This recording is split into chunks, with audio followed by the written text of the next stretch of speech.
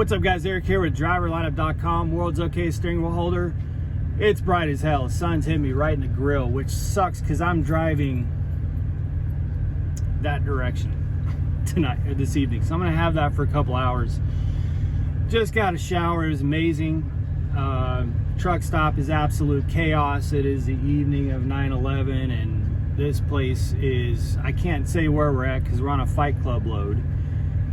For the Discord gang, you know what Fight Club loads mean. We're on a Fight Club load, and this morning was the most epic load choice options that I've ever seen. Now, it might just be a fluke, but it was absolutely freaking epic. The first three loads all paid over $250 a mile and were really great loads, but there was one load that I just really wanted. I mean, like a very specific pickup time, a very specific 90, and a very specific time to deliver at that 90, because every time I go to this 90 that I'm on, there's a very specific load that I get every single time, which gets me into this circle that that I want to be in. So I took a risk and said no to those first three pretty incredible loads on load choice, which brought up the second three, and boom, there it was, the exact load that I wanted, the reason that I took the load off the yard to where I took it, and it was there. So, but all three of the second loads were great too. The first three loads, one of them went to San Antonio, and it was not HEB. Those of you longtime subscribers know I don't like HEB in San Antonio at all, but this went to another place. It just had a little too much time on it. And then one of them went to Florida, which I didn't want to gamble with, but they all paid really well, pretty easy loads, but just wasn't the one that I wanted. So in the next three, it's amazing because load choice has been such crap lately that usually you're like, fine, I'll take that. But for me, on that second three, it was like, oh my God, like which one of these, I was really like having a hard time picking which one I wanted. I mean, they were just all that good, but I ended up taking the exact one that I wanted before I even got load choice. So anyway, we're on a Fight Club load. I've gotten some pretty good sleep today while Jenna drove, and getting ready to drive the night and get to where we're going. So that's pretty exciting. But I wanted to, sometimes when you make videos on a day like 9/11 and you talk about 9/11, you'll get people say, oh, this is cliche, and everybody makes videos about this. Everyone talks about this. In my view, there is not enough that can be said to ensure that we don't forget. And I know a lot of you are not old enough to remember, which makes me feel old to even say that. It's crazy. A lot of you are just now, like, you don't remember that day, September 11th. You just don't remember. I mean, you can now, I think, right, be old enough to drink, but would have been an infant on 9/11, which is crazy. But those of us who are old enough to remember, we all remember what we were doing. And I was in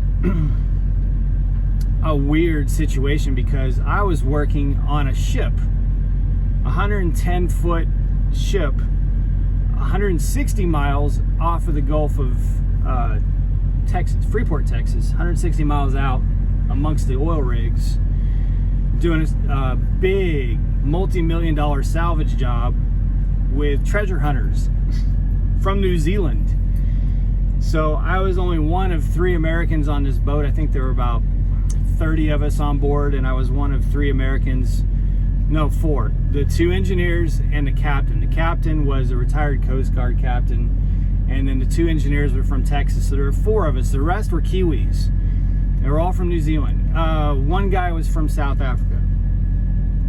But it was a huge multi-million-dollar treasure hunting, salvage, commercial diving. It's crazy, crazy, crazy. This is a wild time of my life. I've been traveling the world for years. Went out and did that job for 6 months, and then went and traveled the world. I lived in New Zealand for 13 months. It was a wild time of my life. But I was on a ship 160 miles out at sea, and we only had, like, they had this satellite dish or something that got a couple channels out of Houston, and maybe Fox and CNN, and, you know, basically news channels, and then some channels out of Houston. Not very, it wasn't like you can get dish or whatever now. But imagine we weren't able to call anybody. We weren't able to page. Yes, pagers were a thing back then. Text. Couldn't communicate with anyone because it was just really expensive sat phones on the ship back then, and really had no idea what the hell was going on. I just remember very specifically being on this ship, and that day was a little rough out there. I think we had, like, not big swells. I want to say like 7, 8 foot swells, which you might think, okay, well, 7, 8 feet's a big swell. Not really out in the ocean for a 110-foot vessel that's on a 4-point anchor. 8-foot swells, not really, you know, but it's enough that you're rocking and rolling a little bit. It was cloudy, overcast, and just kind of a weird day.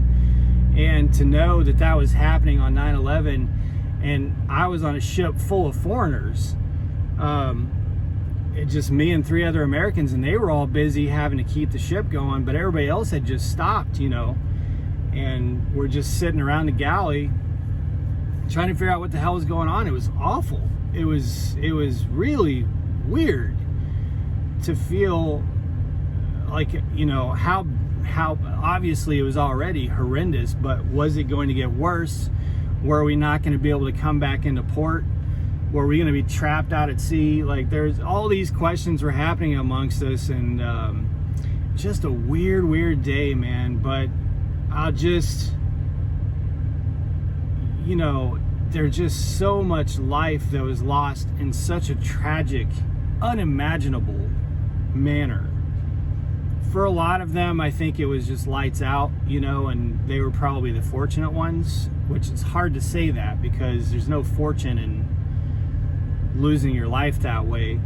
But you guys know some of the jumpers and some of the really, really bad stuff that was happening that, you know, one minute you're taking a call in the office and the next minute you're leaping out of a skyscraper just to keep from getting burned alive. I mean, it's just like, I can't even fathom. And all the firefighters and the police, law enforcement officers, and everyone who just rushed in and gave it everything they had to try and save some people against all odds, you know, we cannot forget. And then, now, I'm opposed to foreign wars. I don't want to get political with this video, but generally I'm opposed to foreign wars. I think it's corrupt and horrible. But those of you who served, thank you so much. And you have a duty, and you go out there and you do it, you know, whether or not the war is just. And we've lost so many members of our military as a result of that day too. So it's not just the loss of that day, which was tremendous, but the loss that has happened as a result of it too. Tremendous loss of American life as a result of that day. And I certainly will not ever forget that day, and I hope that none of you will either. So just, you know, just things to think about today. We did see some people holding flags and signs over overpasses, and Jenna was giving them a honk today, so it's really cool. So anyway, there's a Swift truck backing into a spot that I would not want to be parked next to. He's got 2 drivers out there trying to help him. He does not look... Now, I'm not bashing all Swift drivers. We actually know some Swift drivers that are excellent drivers. I don't like it when people just generally bash a company like that. This individual looks pretty new and inexperienced. Scary Scary, scary. Anyway, guys, I just want to give you that thought for the day, quick update. You guys be safe out there, make good decisions, and as always, drive to thrive. We'll talk to you soon.